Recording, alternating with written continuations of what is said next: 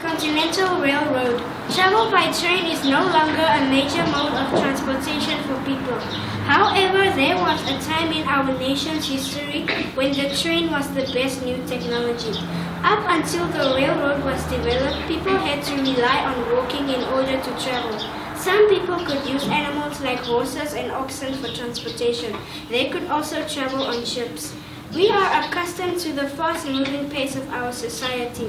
In our country's early years, however, progress moved at a much slower rate. Theodore Judah was the engineer who dreamed of building a railroad across the U.S. in the 1850s. There were already railroads between cities on the East Coast.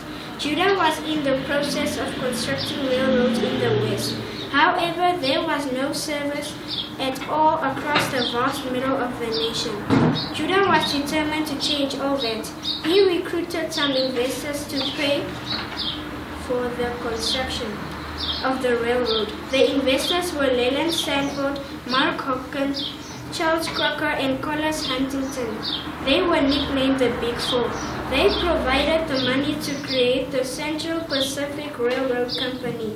Construction on the Transcontinental Railroad began in 1860.